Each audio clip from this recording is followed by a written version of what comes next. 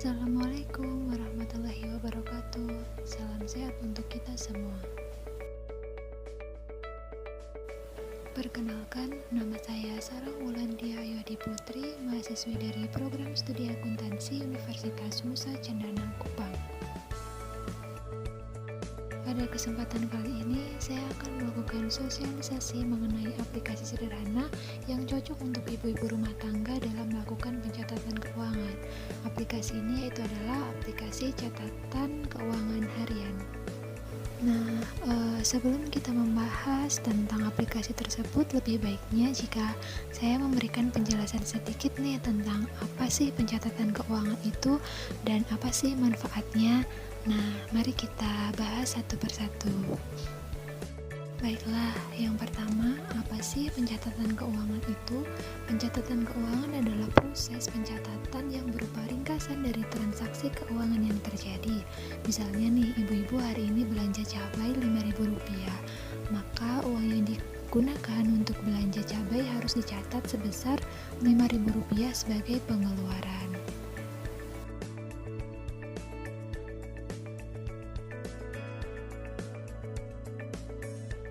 Nah, untuk yang manfaat pertama yaitu mengetahui detail pemasukan dan pengeluaran.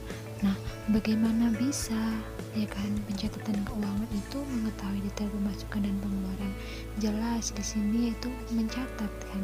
Mencatat berarti kita menulis keluar yang uang yang masuk dan uang yang keluar. Yang seperti contoh tadi, misalnya hari ini ibu-ibu membeli cabai 5.000, jadi uang yang digunakan untuk membeli cabai itu sebagai uang yang keluar. Nah, contoh lagi nih, misalkan ibu-ibu menerima uang belanja dari suami, ya kan? Catat aja misalnya gaji suami sebesar sekian dicatat di pemasukan, seperti itu.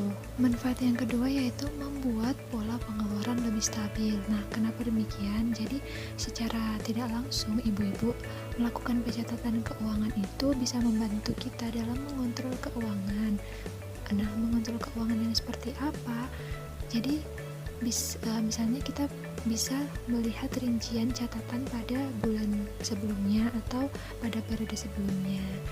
Jadi misalkan periode sebelumnya kita belanja bulanan sebesar 1.500.000. Nah, kemungkinan besar bulan ini ya kita bisa menstabilkan pengeluaran itu, yang mungkin kita mengeluarkan belanja bulanan kurang lebih sekitar 1.500.000. Jadi manfaat yang ketiga adalah membantu menentukan skala prioritas. Nah, kenapa demikian? Karena dengan adanya pencatatan keuangan, kita bisa melihat nih belanja bulanan kita. Misalkan Januari kita belanja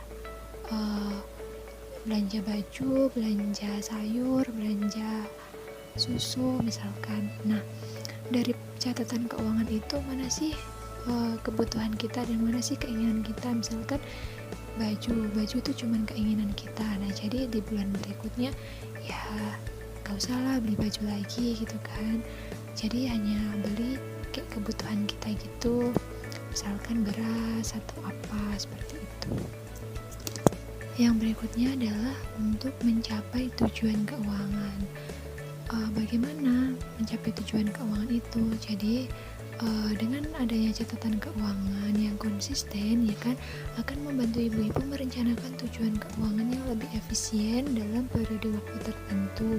Misalkan targetnya tahun depan ibu-ibu mau beli rumah, jadi dengan adanya pencatatan keuangan kita kan bisa nih tadi menentukan skala prioritas, ya kan, terus stabil keuangannya. Jadi tujuan keuangan ini adalah misalnya kita menabung untuk beli rumah tahun depan, seperti itu.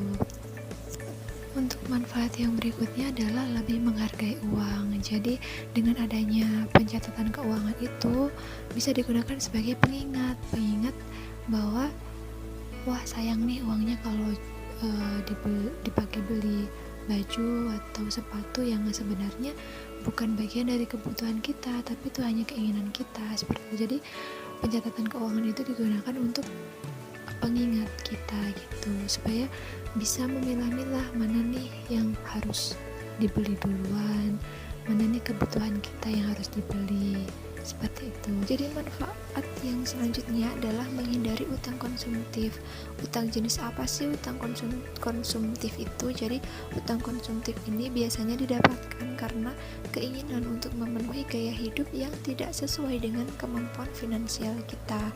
Nah, apabila kita terbiasa untuk melakukan pencatatan keuangan, otomatis kita akan mencatat pemasukan dan pengeluaran secara rutin. Sebenarnya kita akan mengetahui kemampuan finansial kita sendiri. Nah, secara objektif, pencatatan pengeluaran akan menunjukkan kemampuan kita dalam memenuhi kebutuhan sehari-hari. Baru setelahnya memenuhi keinginan dalam standar tertentu. Nah, baiklah, sekarang saya akan menjelaskan bagaimana cara menggunakan aplikasi catatan keuangan. Nah, aplikasi yang saya pilih ini adalah aplikasi yang paling sederhana yang sekiranya ibu-ibu semuanya ini bisa pakai untuk mencatat keuangan sehari-hari ya. Baiklah, pertama-tama kita harus download di Google Play Store dulu nih. Nah, ini ada Google Play Store, terus kita tulis catatan keuangan ya. Nah, ini catatan keuangan. Nah, kita downloadnya yang di paling atas nih, yang warna orange. Nah, kebetulan saya sudah download, jadi tinggal dibuka. Nah, ini aplikasinya kurang lebih seperti ini ya ibu-ibu. Nah, jadi di catatan keuangan ini ada catatan harian, ada mingguan, bulanan, tahunan ya. Nah, ini settingan tanggalnya secara otomatis. Jadi ini kan bulan Februari 2021, jadi otomatis di sini. Kalau mau atur, kita atur mau catat yang tanggal berapa, tinggal klik di sini ya. Nah, ini ada bulan di sini, ada tahun, tinggal diubah aja. Lalu terus kita atur di pengaturan. Di sini ada pengaturan tentang format mata uang ya. Jadi tampilkan simbol mata uang iya. Selalu ini kalau mau ganti di sini nih, ganti dalam mata uang apa ya. Kalau itu kan di Indonesia jadi rupiah. Oke, simpan. Oke, kita kembali. Terus di sini ada atur PIN juga, bisa diatur PIN-nya kalau misalkan kita mau kunci aplikasinya. Terus ini bahasa Indonesia, ini ada Inggris dan Indonesia. Oke, di aturan ya, pengaturan maksudnya. Nah, mari kita langsung praktek aja gimana caranya kita mencatat keuangan ya. Nah, baiklah, di sini ada pemasukan, pengeluaran, dan saldo. Nah, kita mau tulis nih, misalkan hari ini kita dapat gaji dari suami kan tanggal 17 Februari 2021.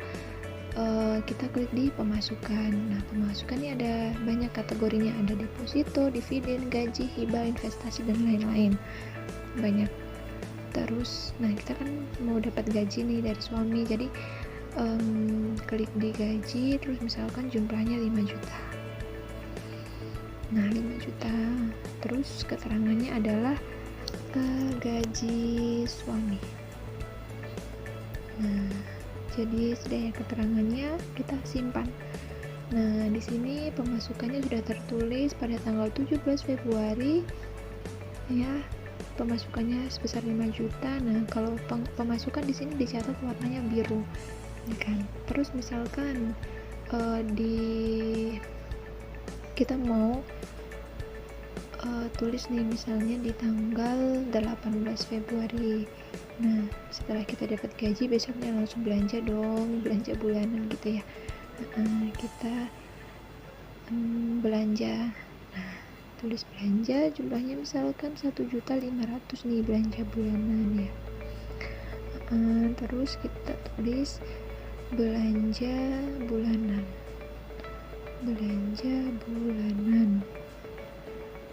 Nah, belanja bulanan sebesar 1.500.000 simpan. Nah, di sini udah otomatis nih. Nah, ada pengeluaran ya di tanggal 18 Februari. Di sini pemasukannya 0 rupiah karena kosong kan, tidak dapat pemasukan. Nah, pengeluarannya nih belanja bulanan 1.500.000, warnanya merah nih. Terus di sini otomatis nih saldonya kita bisa tahu sebesar 3.500.000 karena kan udah dikurangi belanja bulanan.